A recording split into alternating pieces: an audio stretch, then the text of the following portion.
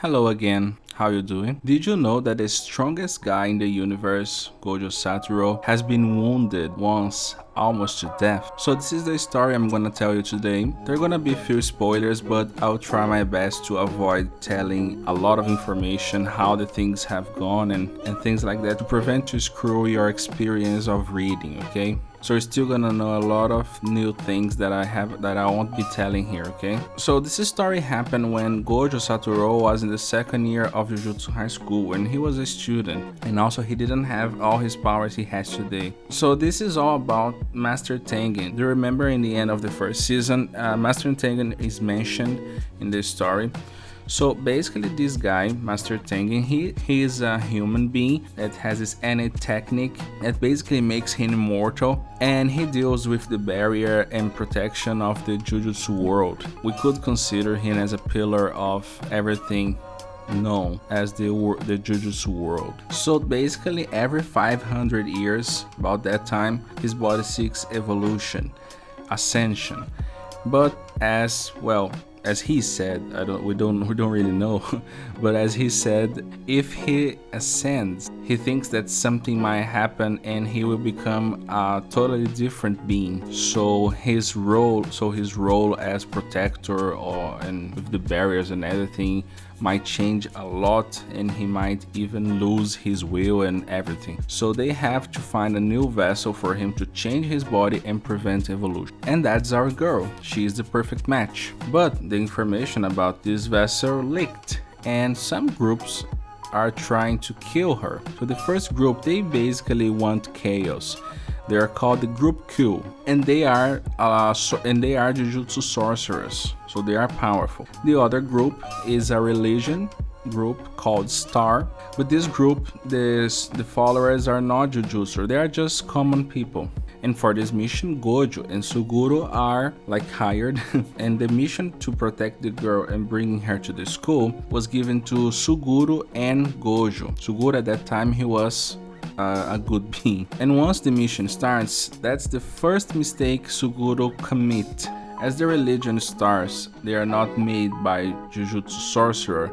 He thinks that they need to pay attention more to the Group Q, and that's his first mistake. Because although they don't have the power, they do have the money.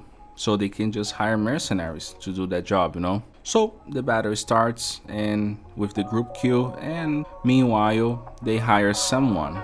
And this person, he was part of the Zenin clan. And this guy, he says that he doesn't go by the name of Zenin anymore. He got married and got a kid. And guess what? Yeah, he's Megumi's father. So you might guess already, yes, Fushiguro's father was the one who wounded Gojo. I will skip a lot of things here because I don't want to give you unnecessary spoiler, but after plotting this plan to make Gojo tired enough, then Fushiguro, he sneaked in the school and he managed to stab Gojo. And there that is, the first wound. So what we know about this guy is that he actually went under the same circumstances of Maki Zenin. You know, the restriction, the heavenly restriction. So someone did the same to Fushiguro. He's lost all his cursed energy in change of extreme physical prowess, exactly like Maki Zenin, and for my theory, Tadori too. And it also brings up another new theory. So who is this saboteur? I mean, we all know that the Zenin clan, they hate everybody that doesn't have cursed energy. But someone in that group, they keep putting babies under this heavenly restriction, making them lose the cursed energy and making them become fighters, you know. So we're still to know who this saboteur might be. So Fushiguro's ability works like he uses cursed tools, basically. So because he doesn't have any cursed energy.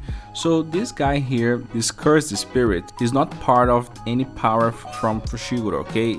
He just works like a tool, a cursed tool. It's not for fighting, it's just to store items inside it. And that's how Fushiguro managed to sneak past the barriers. Because even that the cursed tools have cursed energy. Inside this cursed spirit, the energy wouldn't be traced. So that's how he did. And that's one of the reasons why he managed to stab Gojo. Because as Fushiguro had 0 cursed energy, Gojo had difficult to track him, to read his moves. And then Fushiguro brings up a dagger, and this dagger has the power to stop any other curse techniques. So, pa! Another blow. Now in the neck. So by this time you think, oh my god, Gojo is dead.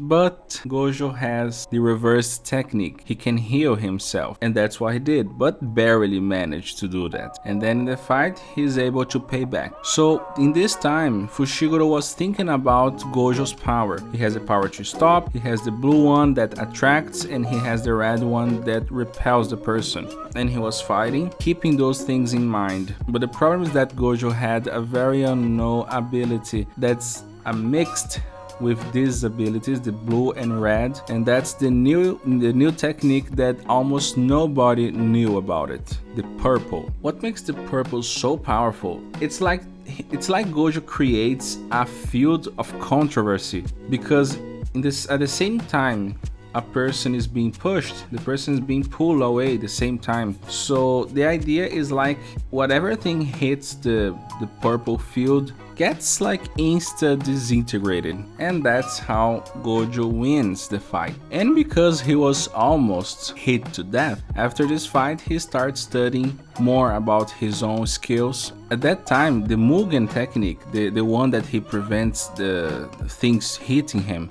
it wasn't automatic. He used this technique by thinking, controlling. It was all manual, and that's why his response wasn't so good like it is nowadays. But still, I'm not revealing much. I want you to have the experience of reading and know the details and know a lot of things that happen. I summarized here about 5 or 6 chapters, so go there, read again, because there are gonna be a lot of news that I didn't tell you here, okay? I hope you liked this video. Hit subscribe and like, and I see you soon.